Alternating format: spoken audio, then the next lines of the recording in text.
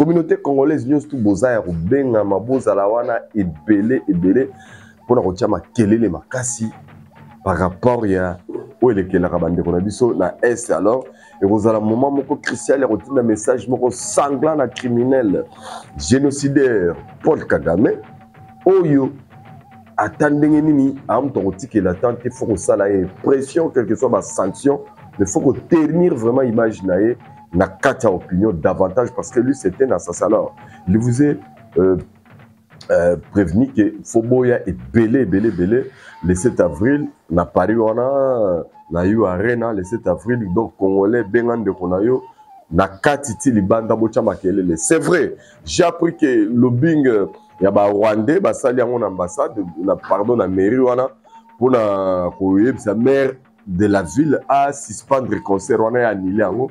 Or concert na date ça que j'ai retenu très longtemps. Mbote cher internaute, mbote bana monde entier, merci à toi na ba oyo ba pesa biso confiance à travers Tindika télévision, surtout que balingaka mingi magazine nabino ce que monité condimate avec votre humble serviteur bien sûr Saint Thomas. Alors toujours comme d'habitude la grande équipe ya Tindika Zarana Junior Kapa ya Zali refait qui sont pas allés pe bandeko nyonso balandaka biso avec boké nyonso tout bazali. Alors biso to fungola rawa donc ils ont le rôle là culte auto salara ya ko exhorter la ba congolais ni ba congolais d'abord bolingo ya Congo na ya ba congolais ezali eloko mutu ya en tout cas bozali belé pour Rolanda biso partout dans le monde entier. Na remercier d'abord le prophète Moïse Ningere quelque part en Talangai, na remercier maman Yohan depuis Bruxelles, na remercier Nicolette et moi c'est mais pourquoi pas venanga tumba kolecha Léon Mzadi et refaire Mayayos. Donc voilà la base, sans oublier Maurice Toko, base solide depuis les États-Unis. Lelo Tourlebela Est et RDC, Tourlebela P consultation et puis Tokosuka Nadul, il y a RDC États-Unis. Mais avant to aborder Nyoswana, on a rappelé la communauté congolaise Nyoso au bazar disséminé depuis l'Europe que le 7 avril, ils allaient journée moko monene pour la RDC à travers Baptiste le roi Maître Gims avec Angélique Joe et pourquoi pas d'autres artistes. Il y a Mokili Bakoya na You Arena le 7 avril. Alors communauté congolaise nyos tout boza ya benga maboza la wana ebele pour la kotia makelele makasi par rapport ya où est le bandeko na biso na est. Alors et vous allez un moment moko crucial ya kotinda message moko sanglant na criminel génocidaire Paul Kagame oyo attendez nini amuta kotikela tante il faut kosala ye pression quelle que soit ma sanction, mais il faut ternir vraiment image na ye na kati ya opinion davantage parce que lui c'était un assassin. Alors il vous est prévenu que Foboya est belé le 7 avril na Paris wana na yu arena le 7 avril donc congolais bengan de konayo na katiti libanda bocha makelele. C'est vrai, j'ai appris que le bing ya ba Rwandais basali yango na ambassade na pardon na mairie wana pour na koyebisa maire de la ville à suspendre le concert wana ya annulé yango. Or concert na date ça que j'ai retenu très longtemps. Alors, non, ça coïncide avec le génocide rwandais. Alors, je ne sais pas. Rwandais, oh, bah, ça là, bah, génocide, dans la raquette, 800 000 pamba. Mais aujourd'hui, on compte plus de 10 millions de morts. On a évité. Est-ce que Bantou, bah, ça a la même valeur, tout ça, je ne sais pas, par rapport à la connotation au monde entier. Mais ce qui est vrai, dans le niveau du monde, narratif, on a appelé les réalités. C'était bon, combien il y a eu des sanctions, ça et là, même là-bas, ancien soutien, ma Kassi à Rwanda, il a été sanctionné pour la barbarie, qui voyou nae na ma belé na biso ya RDC. Alors cela veut dire quoi yo congolais oyo oza ko comprendre makambo parce que na biki ba congolais belé bazana ba lakin bazana difficulté trop à comprendre makambo et puis bazo même rapidement na mon pépé.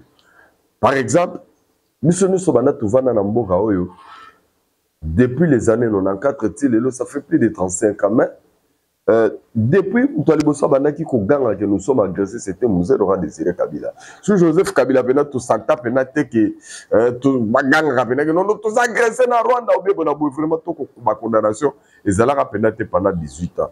Mais c'est sous Félix Tshisekedi, tu es comme on a penate que communauté internationale, na façon moko unanime, bah condamner Rwanda, bah condamner bah PCA bah sanctions et puis bah ébicier à respecter l'intégrité territoriale.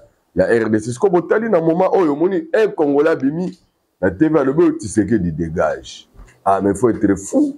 Il faut être fou parce que pendant que le monde entier a condamné Kagame, le monde entier a vilipendé Makamba Rwandais, mais bino bozo la biso, Odon, tu sais que il faut le mois, il faut une transition, ça tu sais que dit. Alors, personnellement, je comprends que même les Congolais intellectuels sont aussi manipulés. Elles sont aussi manipulées pour que bah agir na façon bazo kaba agir wana. Est-ce na biso ngai na rasira ba Congolais belé au balanda biso bazara déjà ba mesana to ebisa bino que nous ne tombons pas dans l'émotion. Il y a ba Rwandais parce que ba Rwandais c'est eux qui pensent que biso ba Congolais ne to aboito ba zoba mipiku. De ceux qui tolali tolamugi ba on faut ba libérer biso. Tolali tolamugi ils ont d'abord commencé avec la première libération na Afdel, na Ebité. Bino mo ba suite. Pour comprendre, on nous a pas libérés. Bazongi na nenga RCD, ba be bazo ya ko libérer biso. Ba ye na nenga CNDP bazo ya ko libérer biso. Lelo eza M23 ba ya ko libérer biso. Tu vois comme AFC bazo libérer biso. Comme on a tout na kaka question moko. Ata biso moko ba Congolais parce que balobaka Kizengi mutuka Kizengi na mokili na mokili nito ala kabo to mona ka bato balaka mo ba malformation ben avant l'année azane mandia na nzela banda tia loboko boye mais mutu ana atia loboko soko moni mutu moko boya sakanga elongini so aye atiela ke zelu na place ya mbongo premier jour deuxième fois ici soit tiele ka zelu na loboko na boza sir que bien kaza Kizengi troisième fois amoni la même personne atiela ke zelu na loboko place ya tandaka po ba pesa mbongo vous êtes sûr que troisième fois bien kaza Kizengi ya kondima kaka atanda loboko ba tiela ezelu. Mais nous les Congolais on a dépassé même niveau ya Kizengi wana parce que nous on est venu nous libérer sans compter bambalo ba Rwanda ba libérer c'est les qui belé et ba so kaka ba ndeko na biso moko propre nde ba tia ba ko liboso et ba ndeko na biso na ba ganga makasi. On va vous libérer. Donc, bateau baza ko composer AFC. Matikali comment on a été que Kagame a dictateur, bah mon Tshisekedi n'est dictateur. Donc Kagame qui a plus de 27 ans au pouvoir dans l'élection dans la 9 virgule, bah le qu'on a des bien sa stabilité et que dictateur bah mon n'a pas Tshisekedi. Et ça faut mentir les enfants y a ba maternelle, nord batu misusu, au baza na maturité, au baza penda ba Congolais ba lingi mboka na ba lingi na na bandeko na ba Congolais, ba koki ko memuna makambo na te. Il est donné la liberté à tout le monde parce que je sais qu'il y a un petit point où Tshisekedi dérange, c'est son côté tribal. À côté, on a vraiment, beaucoup ne lui digèrent pas parce qu'ils ont un problème sérieux. Et voir, je ne sais pas ce que Tshisekedi a dit, peut-être le tribu Moussoussou, on allait lui tolérer. Pourquoi on appelle cet exemple-là? Parce que j'ai vite constaté que sous Kabila, père comme Kabila, Oyo alata combo Kabila, on peut trouver la plus dossier dans la deuxième vidéo. La langue swahili avait pris l'ampleur moko makasi et ça n'a pas institution, ça n'a pas ramené c'était les swahili. Et à l'époque, aucun Congolais a crié tribalisme. En tout cas, bon la Kisangaï, franchement, ça veut dire que les Katangais avaient tous les pouvoirs.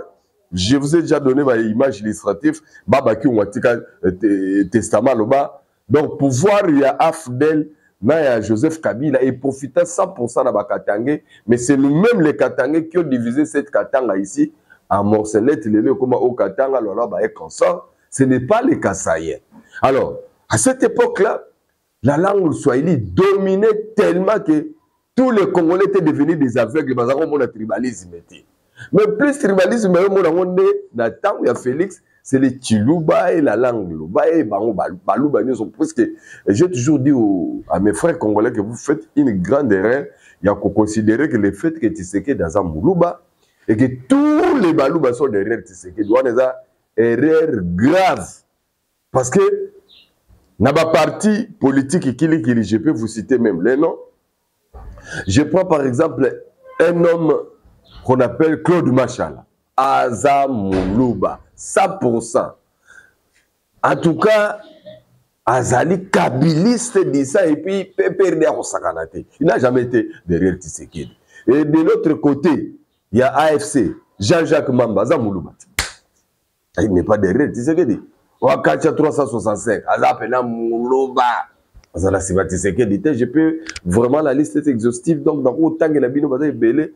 Et puis, dès que nous sommes tous en Congo, Awa, Ezala, Naba école, Ezala, Naba Wenze, Ezala, Naba hôpitaux, Ezala, Naba lié public, Nyoso, Ezala, place, Moroté, Balouba, Baragana, traitement, Naba spécial parce que Baro Bazali, Bandero, chef de l'État, pour Baro de pouvoir, ça n'a jamais existé. Ça, ce sont des virus politiques et politiciens.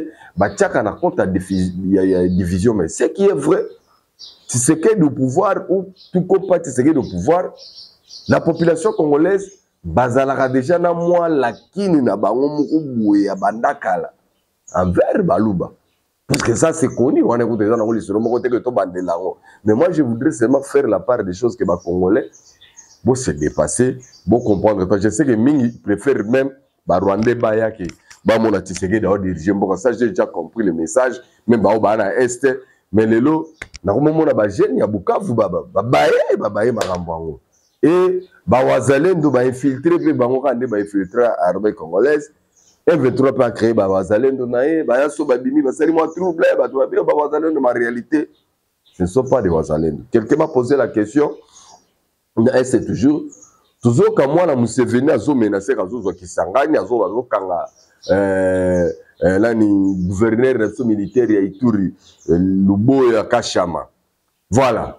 Alors bien, ils ont menacé, moi aussi j'ai pris ça et tous observé parce que biso déjà toi on a partenariat na Uganda, il y a lutte contre ADF la Lukuna, IPDF na Bawana et littéralement na FARDC pour na ko quand même terme na ndeko wana yo ba ka osala trouble. Mais au stade actuel, moi, Museveni, le rôle en Kagame, tellement Kagame a des sanctions belé, j'ai comme l'impression que Kagame maintenant veut utiliser l'axe à Ouganda. L'axe à Ouganda, interrogé qui peut la tourner, le prophète Moïse Nyengele. Non. Déjà, côté Rwanda, déjà sur le plan spirituel, Baza soit à Makasi, Morote, tout gagner baron.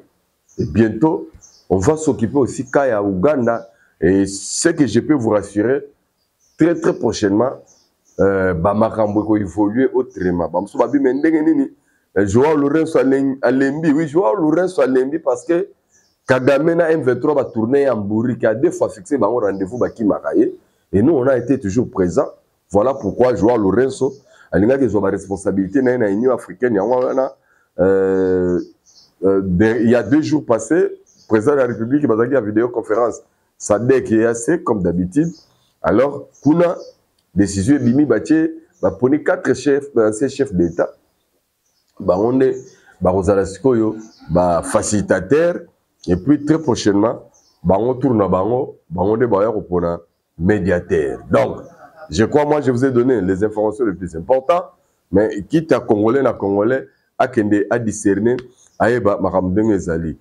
Naina rappelé les sous kaka ke yebisa papa maman bande communauté congolaise na diaspora vraiment rendez-vous ya munene le 7 avril na URA na wana cause congolais cause ya est vraiment maître Gims alinga passer message ya munene pour na dénigrer ko ternir davantage image ya Paul Kagame mutu azangate. Je crois que vous avez belé pour la Rolanda biso pour la lelo biso to suki awa oh ba dit Saint Thomas mais actualité zali une consultation conseiller spécial en matière de sécurité le professeur Kashmir et bien Kolongele il y a chef de l'état déjà à ça bandi ba consultation c'est bandi bilonge mona na kuna mingi ça bilonge ya majorité opposition to le belango na ba prochaine vidéo na biso to na expliquer bino ba caprice na bango et na zo bange la ba caprice wana et ya kosuka le rôle ya Martin.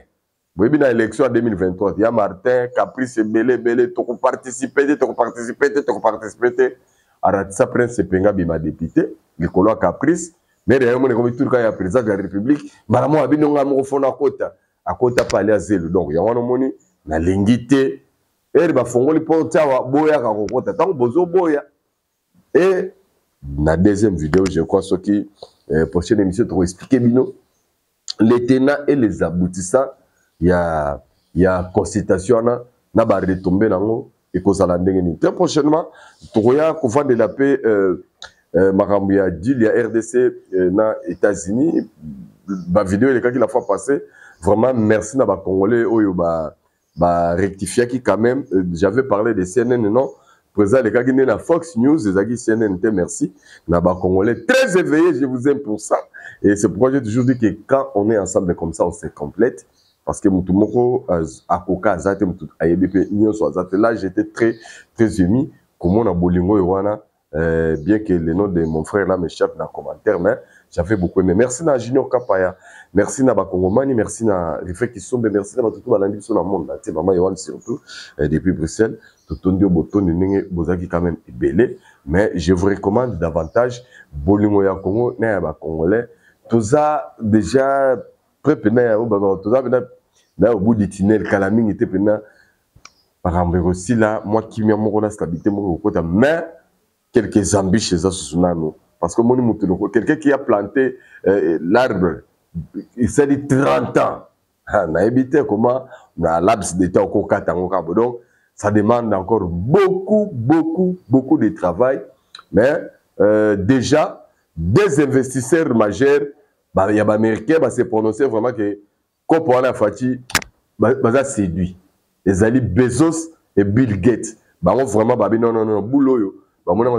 Parce que pour votre information, pour ceux qui ne le savent pas, les Américains, la société, l'État, la plupart des sociétés américaines, sont privées. Et c'est les privés qui ont beaucoup d'argent. Mais il suffit de la séduire dans l'opinion, en tout cas, ils vont venir. Et c'est ce qu'on souhaite très prochainement. Alors, tout le monde a très prochainement fidélité, toujours dans Tindika Télévision. Et puis, Bobo Sanate, Bolingo ya Congo, Nayaba Congolais. Bye bye.